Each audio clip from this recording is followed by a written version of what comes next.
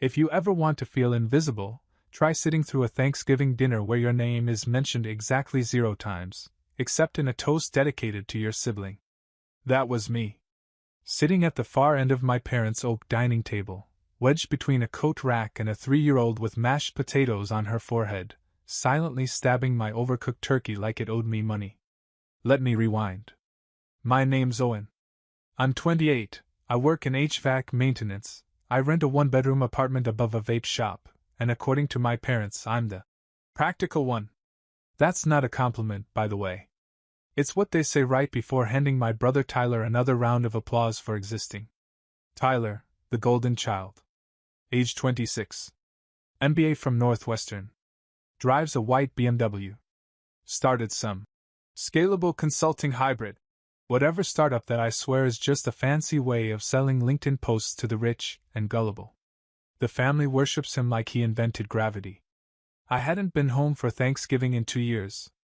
But this year, my mom guilted me with, "It's our first one back since Grandpa passed. It won't be the same without you." So, like an idiot with unresolved hope, I showed up. I even brought pumpkin pie. Store-bought, but I removed the label. The table was exactly as I remembered, overdecorated, too loud, and filled with the kind of small talk that felt like everyone was auditioning for a fake podcast. "Tyler's got meetings with investors in Zurich," my Uncle Steve said at one point, like Zurich was a magical land and Tyler was its prince. "Oh, we're just so proud of both our boys," my mom cooed, which would have been sweet, except that both sounded suspiciously like a formality. Then came the moment.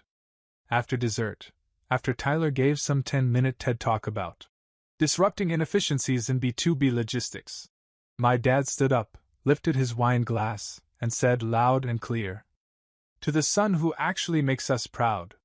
And the room erupted in laughter. Not the shocked, awkward kind.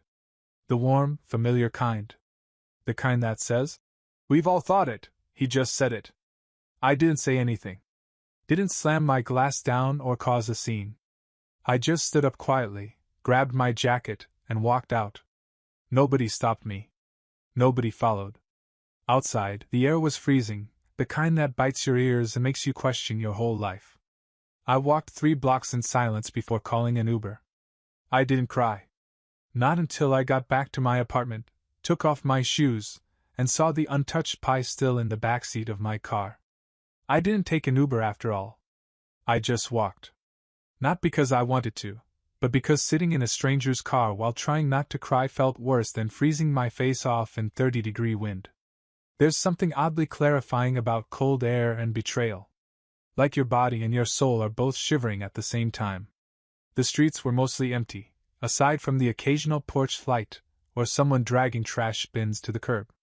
Thanksgiving leftovers in one hand, emotional carnage in the other. I kept playing it back. That moment.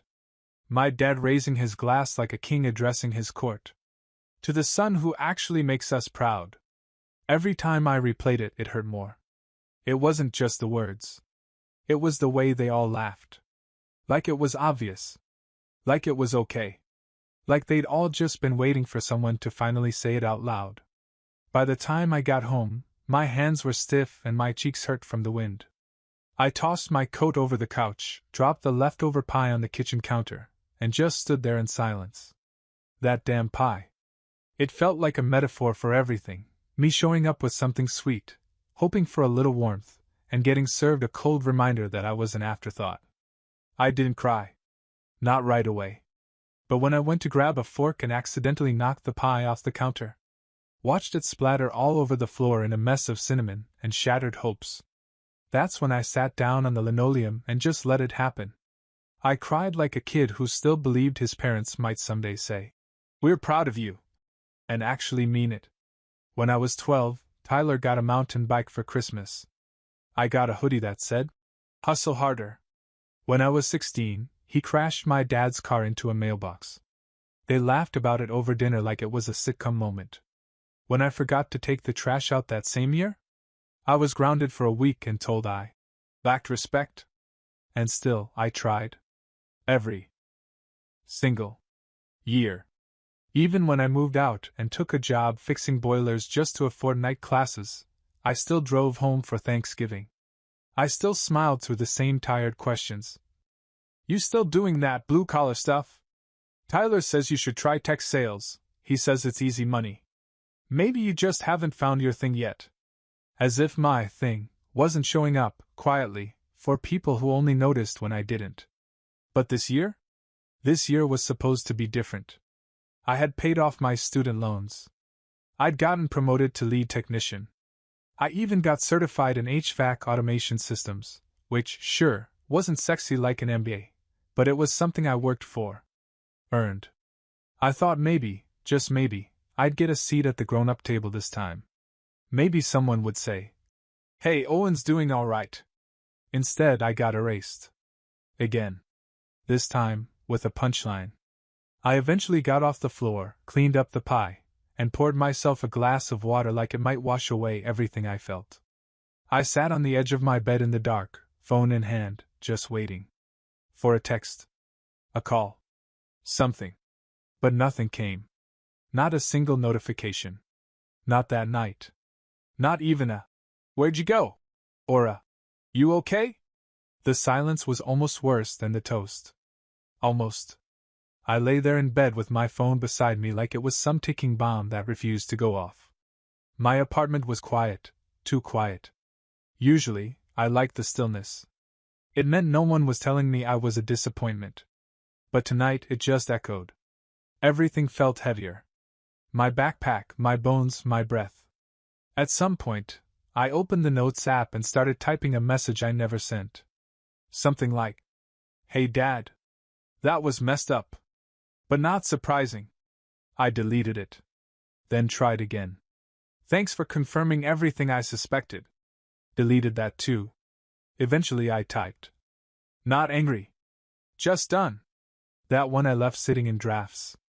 By 2 a.m., I was still wide awake. I turned on a podcast just to feel like someone was talking to me. Some guy breaking down how crows can remember human faces. I almost laughed. Crows get it. They remember the people who hurt them. They never forget. I woke up around 9 a.m., which is late for me. Usually, I'm up by 6. The HVAC life doesn't exactly wait for you to finish your dreams. But that morning, I didn't have work. I didn't have anywhere to be. Just me, some cold air creeping in through the cracked window, and the foggy memory of being publicly demoted from son to background character. I reached for my phone more out of habit than hope. That's when I saw it. 23 missed calls. I blinked, sat up, and stared. My stomach dropped the way it does when you realize the leftovers you forgot in the fridge were your rent money for the week. Call log. Mom 8. Dad 6. Tyler 4. Uncle Rich. Grandma. Even my cousin Lucy, who normally texts like once a year to invite me to her MLM, business launch, parties. Then the text. Just one. From Dad. "We went too far." No punctuation. No. "I'm sorry." No. I shouldn't have said that. Just 5 words that carried all the emotional effort of a parking ticket. I didn't reply. I just tossed the phone back onto my nightstand like it had personally betrayed me. Part of me wanted to scream. Another part just wanted pancakes. Mostly, I just felt tired. Not the kind of tired sleep fixes, but the kind that builds up after years of trying to outrun being the family disappointment. I dragged myself into the kitchen, stepped over a sticky patch of pie that I'd missed last night, and made coffee. The kind so strong it could strip paint. Black. No sugar. No energy to pretend I like things sweet. While it brewed, I checked my voicemail. First message, 9:34 p.m. Thanksgiving night. Mom, teetering on fake casual. "Hi honey. Just checking in. Not sure if you left early because of the traffic or, well, anyway, call me when you get this, okay?" Second message, 10:12 p.m. Dad, trying to sound light but clearly annoyed. "Owen. I think maybe you took something out of context. We were all just joking. Call your mother." Third message, 10:28 p.m. Tyler. Actual Tyler. "Hey man. Didn't realize you were that sensitive about it. You know Dad doesn't mean stuff like that. It's just his humor. You know how he is. Yeah, I know how he is. I've known how he is since I was 7, and he joked that my science fair project looked like something the dog coughed up. Then laughed when I cried. Another voicemail from Mom came in around midnight. She sounded a little more frantic. We really didn't mean to hurt your feelings, sweetheart. You know we're proud of you, just in different ways. Tyler's got a lot going on right now, and we're just trying to support him. Please don't blow this out of proportion. There it was. We're proud of you, just in different ways. That's code for. We think you're fine, but your brother's extraordinary, and we're going to pretend that's not the same thing as favoritism. I sat down at the kitchen table, coffee in hand, and stared at the little turkey-shaped salt shaker from the dollar store. It was crooked. Just like everything else. Part of me wanted to call back and scream. To say, why did you think that was okay? To ask why, for the love of stuffing, they couldn't have waited until I left before turning the night into a TED Talk on Tyler's greatness. But instead, I did nothing. I sat there in that small apartment with the heat on low and the fridge humming in protest, and for the first time in years, I didn't rush to fix it. I let them sit in the discomfort for once. By noon, I'd officially ignored every attempt at communication. Not out of pettiness. Okay, maybe 10% pettiness. But mostly because I didn't trust myself to answer without unleashing a verbal demolition crew. I didn't want to say something I'd regret.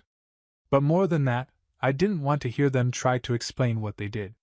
Because let's be honest, when someone says, it was just a joke, what they usually mean is, it wasn't supposed to hurt you, so you're not allowed to be hurt. I wasn't playing that game anymore. Around 1 p.m. Tyler texted me again. This time, more sincere. Or at least, trying to be. Tyler. Look, man. Dad's old school. He doesn't get how that stuff lands. I told him he should apologize, like for real. We all feel bad.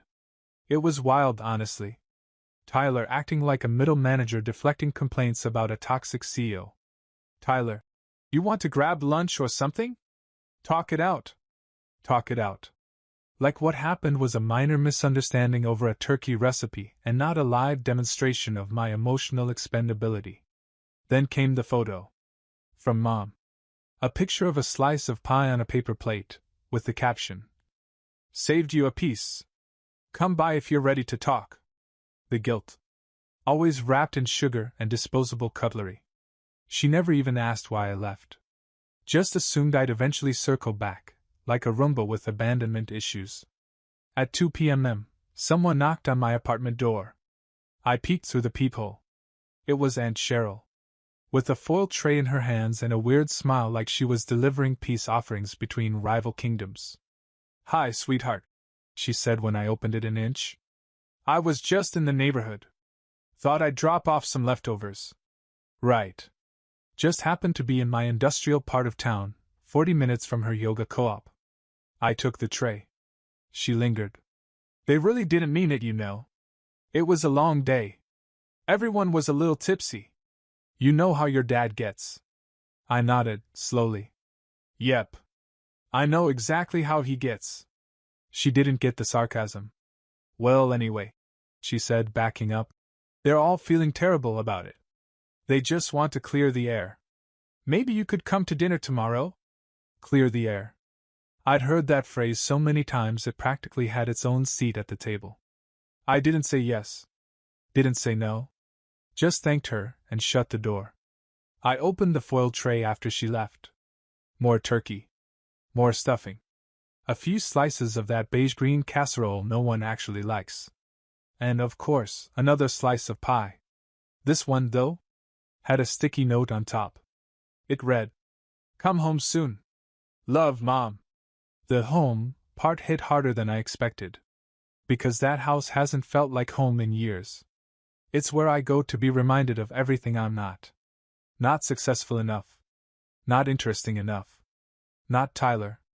That night, I sat with the tray untouched and stared at my phone. I thought about blocking them all.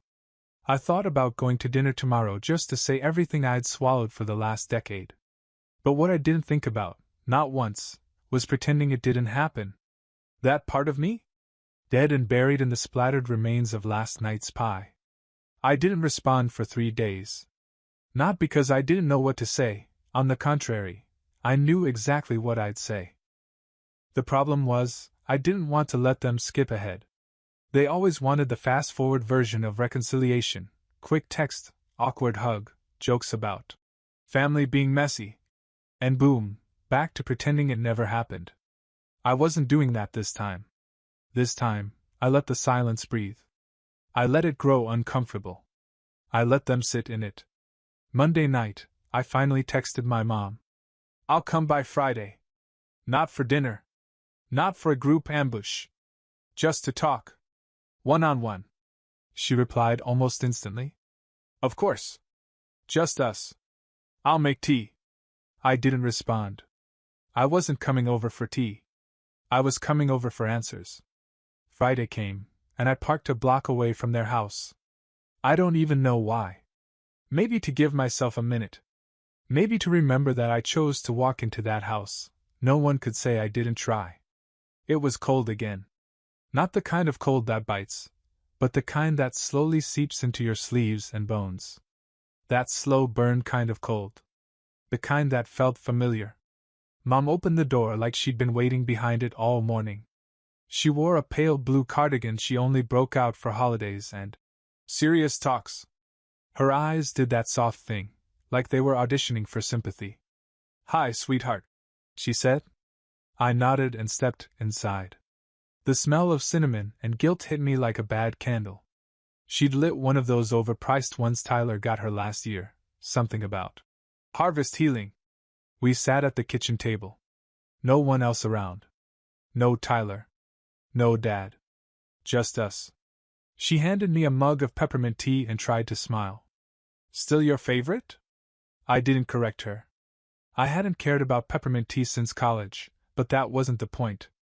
So, she said after a few sips, how have you been holding up? Fine, I said. You? Her eyes flinched, just barely. Like she wasn't used to being on the receiving end of that kind of answer. I've been thinking a lot, she said. About what happened? About what your father said. I waited. No prompting. Just let her fill the space. I think maybe he meant it poorly. It came out wrong. There it was. I stared at her. Came out wrong? She looked down. He shouldn't have said it like that. No, I said. He shouldn't have thought it like that. Big difference. She sighed. You know how your father is. He says things that you all let slide. That shut her up for a second. I didn't raise my voice. I didn't curse. But I didn't soften it either. For years, I said, he's made digs. He's made jokes. You all laugh. I stay quiet. You call it keeping the peace. I call it losing my voice. She stared into her mug like it had answers. I don't think we realize how deep it cut, she finally said. No. You didn't want to, I replied. It was easier not to. She flinched again. We've always been proud of you, Owen. Your work ethic. Your heart. Then why didn't you say it out loud? I asked. Why was it always Tyler getting the speeches? The toasts? The Facebook posts about his latest business meeting in God knows where? She blinked fast. He needed more support. Did he? I asked. Or did he just expect it? The room fell quiet. I watched her squirm under it. That silence she always used to fill with excuses was finally her own to sit in. I'm not here to fight, I said. I'm here because you asked me to come. She reached for my hand. I let her touch it, but I didn't squeeze back. You say you're proud, I said. But if you can only say it now, when you're scared I'll walk away, then it's not pride. It's panic. That one landed. Her fingers retracted slightly. We want to fix it, she whispered. I nodded slowly. Then start by acknowledging that it's broken. And stop trying to pour tea over a house fire. The next day, my dad texted me. "I'd like to talk. Just us. Come by when you're ready." No punctuation, of course. His grammar always got tight when he felt guilty. I didn't answer right away. I needed space. Also, I was mid-laundry and emotionally bracing myself is not a quick process. But by Sunday morning, I knew I had to go. Not for him. For me. I'd spent my whole life avoiding confrontation with him. Letting things slide. Laughing along even when it burned. I let him say things like, "Your brother's the brain, you're the brawn." Like that wasn't just code for, "You're not smart, but at least you can lift stuff." So I showered. Put on the hoodie I wore in high school, the one he used to call my uniform for underachievement. I wore it on purpose. If this was going to be a performance, I wanted to control the costume. I parked in the same spot, but this time walked a little slower to the front door. My mom answered again, but didn't say anything. She just gave me a nod and stepped aside. He was waiting in the den. The place with all his achievements, awards from work, golf trophies, a photo of him shaking hands with a mayor no one remembers. "Hey, kiddo," he said. "Kiddo." I sat across from him and didn't respond right away. Let him sit in that opening silence. He looked older than I remembered. Not in the gray hair way, but in the way people look when they've finally run out of excuses and energy to run from them. He began. "I just want to say, I messed up." I didn't blink. Didn't nod. "That toast," he continued, rubbing the back of his neck like he was trying to massage the regret out of it. "I was trying to make a joke. Something light. I didn't mean it to come out that way." "You meant every word of it," I said quietly. "That's why it stung." He looked at me for a long moment. "You're right." That surprised me more than it should have. "I was proud of Tyler," he said. "And I didn't think about what it would sound like to say it like that. We've always had a complicated thing, you and me." "Yeah," I said. "Complicated's one word." He gave a sad sort of smile. "You always worked hard. Always showed up. And I guess I thought you didn't need the praise. That maybe, saying it out loud would come off like I was babying you." "No," I said. "You thought I hadn't earned it." His face dropped. Silence stretched. I watched him struggle with whether to fight it, or own it. He sighed. "I thought the hard work was its own reward. That you were the kind of guy who didn't need the spotlight. Everyone needs to feel seen." "I see you now," he said. It sounded honest. It also sounded late. "Why did no one stop you?" I asked. "You said it." Everyone laughed. Mom didn't flinch. Tyler didn't blink. They all acted like it was normal. He looked away. "Because," he said, "they're used to me saying stupid things. And they're used to you swallowing them." The honesty knocked the air out of the room. "You were never a failure, Owen," he said. "You were never the disappointment. You just didn't make noise about what you needed. So I didn't hear you. That's not an excuse." He nodded.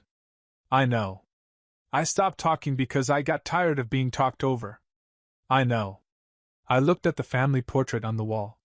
Taken years ago. I was off to the side, hands clasped, half smile. Tyler was dead center, like a campaign ad. "I worked 2 jobs and went to school at night," I said. "Never once did you come to my graduation. Not even a text. And you know what Mom said when I asked if you were coming?" He didn't answer. "She said you didn't want a big fuss anyway. Like I didn't deserve one." His jaw clenched. "You did.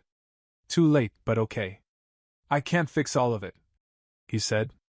"But I want to start. I want to do better. I want to hear you, not just assume I know what you're thinking." "That's new," I said dryly. He let out a breath that sounded like someone trying to exhale a decade of failure. "I'm sorry, Owen. Truly. I was wrong." I stared at him. Not because I doubted him, but because I wanted to remember this moment, the rare, quiet one where he didn't justify it or dress it up. Where he finally said the words without a joke underneath. And maybe, I believed him. I stood up. He looked startled. You leaving? No, I said. Just done sitting in this chair. I walked over and looked at the photo again. The forgotten one. The version of me they kept pushing to the side. And then I turned back and said, Next time you raise a glass, raise it to both of us. Or don't raise it at all. He nodded slowly. I left without finishing my tea. Didn't slam the door. Didn't storm out. Just closed it behind me with the kind of finality that only comes from saying what needed to be said, and letting someone else sit with it for once. The next few days were strange. Quiet in a way that felt intentional. Like the whole family had agreed to pause their usual chaos and let the dust settle. No calls. No texts. No new invitations. Not even passive-aggressive messages from my aunt about family being everything. It was weirdly peaceful. I think they were waiting for me to tell them how things were supposed to go from here. But I didn't. I didn't offer a roadmap. I didn't write a speech. I just lived. I went to work like normal. Fixed a busted water heater in a strip mall, rewired a thermostat for an elderly couple who tipped me with banana bread and unsolicited gossip. I even hit the gym a few times, mostly out of spite. I figured if I was gonna carry this much emotional weight, I might as well carry actual weights, too. Tyler texted me on Thursday. Heard you talk to Dad. Proud of you for saying what needed to be said. A pause. Then another message. Also, sorry. For not saying anything that night. I should've. It was the first time in our lives he'd ever admitted to being wrong without first trying to joke his way out of it. I didn't respond. Not out of bitterness, just tiredness. Emotional fatigue has a way of shrinking your vocabulary. Instead, I did something different. I planned a dinner. Not a family dinner. A real one. I invited friends, people who knew me as Owen the person, not Owen the role player in the Carter family drama series. Jo came, obviously, with her sarcastic one-liners and three-layer dip. Eli brought craft beer. Nora showed up with a Bluetooth speaker and a playlist that should have been illegal in 3 states. We grilled. We laughed. Someone burned the cornbread and blamed capitalism. It was the first time I'd hosted anything in years. And you know what? No one made a toast.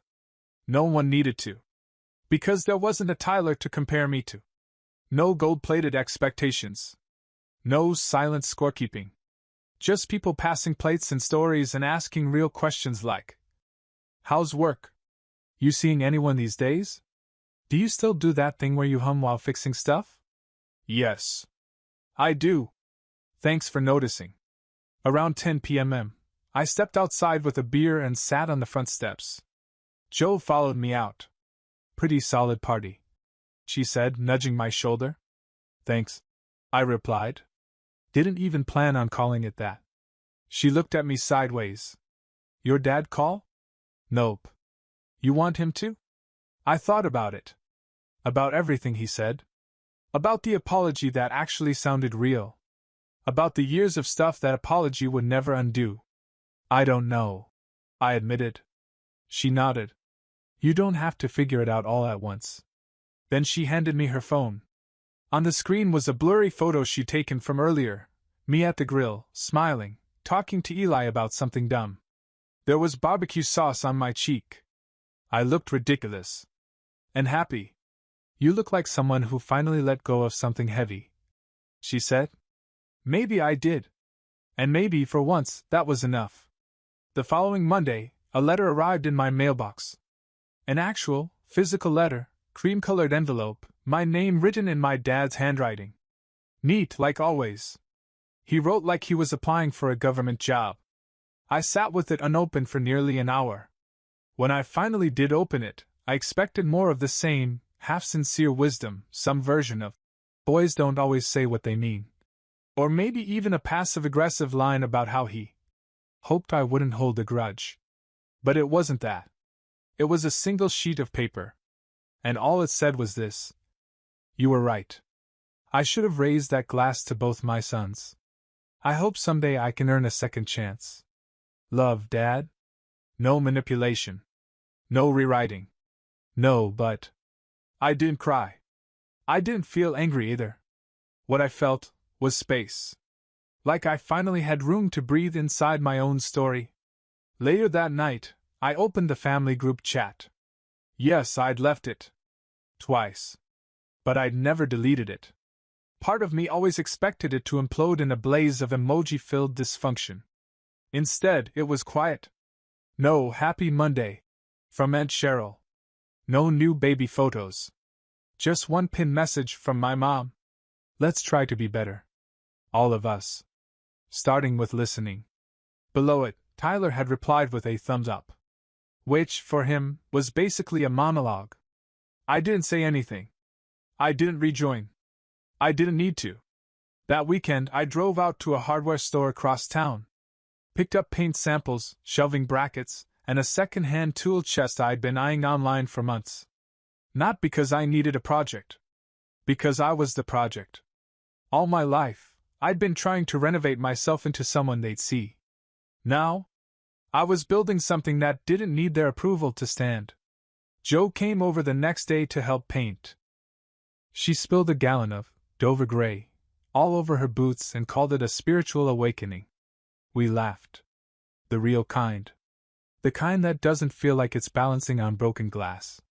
As we wrapped up, my phone buzzed again. A text. From Mom. We're thinking about doing a small family dinner next week. Just us. No speeches. No surprises. We'd really like you to come. I read it twice. Then I put my phone down. Didn't block her. Didn't answer either. Because for once in my life, I wasn't rushing toward their table. I had my own. And it finally had room for me.